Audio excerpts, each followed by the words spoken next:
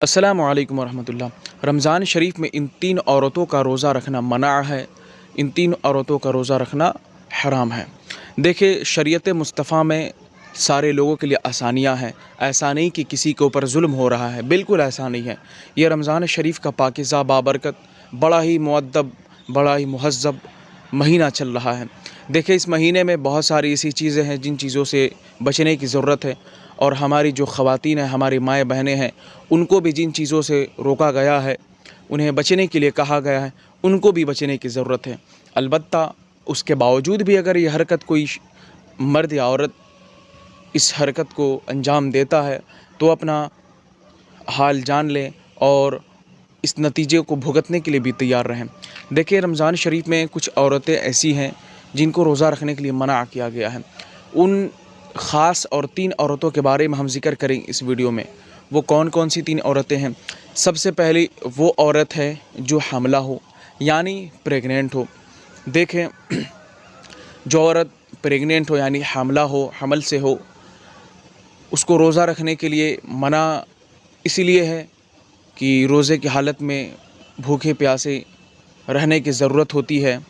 तो इस सूरत में बच्चे को ज़ीद कमज़ोरी और बच्चे के जान जाने का अंदेशा ऐसा होता है, इस बिना पर औरतों को यहाँ पर छूट है, यहाँ पर आज़ादी दी गई है कि वो रोज़ा न रहें।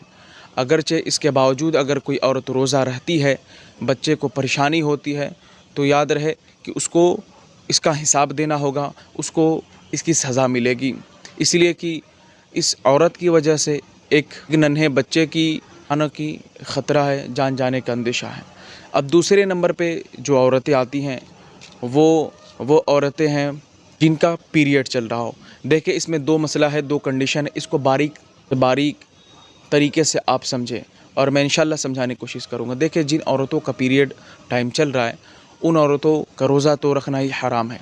अगर उसके बावजूद वह औरतें रोज़ा रहती हैं पीरियड की हालत में, तो याद रहे कि वह अज़ाब नार के मुस्तहिक़ होंगी और उन पर शरीयत की पकड़ होगी और अल्लाह तबारक व तआला के हुजूर उन औरतों को हिसाब देना होगा इसका। याद रहे, उसके बावजूद अगर कोई औरत रोज़ा रहती है हालत पीरियड में, यानी पीरियड की हालत में रोज़ा रहती है, तो सबसे पहली बात तो उसका रोज़ा ही कबूल नहीं होगा।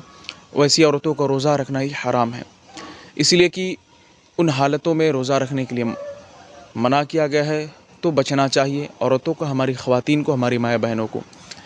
लेकिन इसमें एक मसला है, आप वो समझ लें। देखें, जैसे कि आज पीरियड नहीं है किसी औरत का, वो रोज़ा रहना चाहती है तो रोज़ा रहे, लेकिन सुबह पीरियड शुरू हो गया, पीरियड टाइम स्टार्ट हो गया, तो वहाँ पे रोज़ा तोड़ सकती है।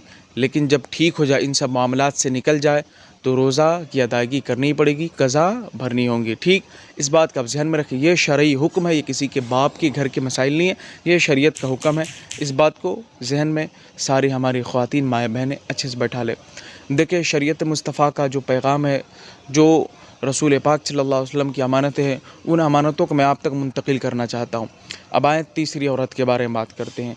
जो तीसरे नंबर पे जो औरत आती है, याद रखें, वो निफास वाली औरत है।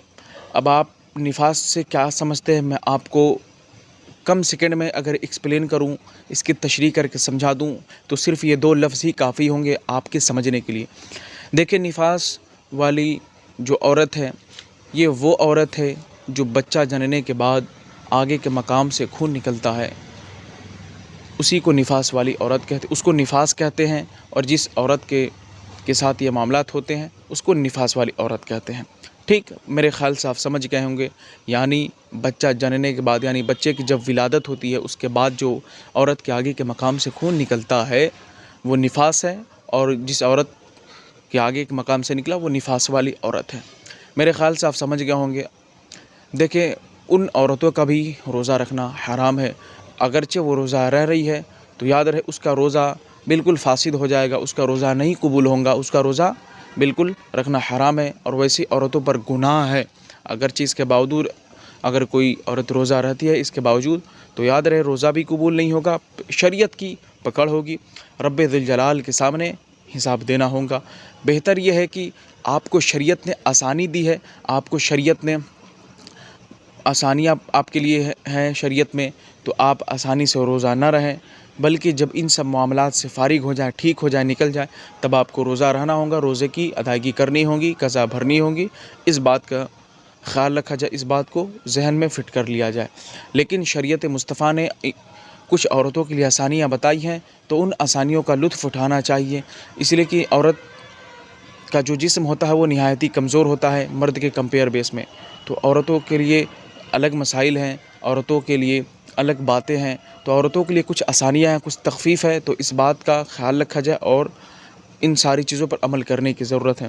بہرحال چھوٹی سی چند باتیں تھی، میں آپ تک شیئر کرنا بہت اہم سمجھتا تھا، ہم نے بتایا، لیکن پھر بھی اگر کوئی بات نہ سمجھ میں آئی تو آپ ہم سے کمنٹ میں بات کر سکتے ہیں، کمنٹ کریں، انشاءاللہ آسان سے آسان لفظوں میں اپنی جانب سے تو مکمل کوشش کروں گا تاکہ آپ سمجھ جائیں۔ السلام علیکم ورحمۃ اللہ۔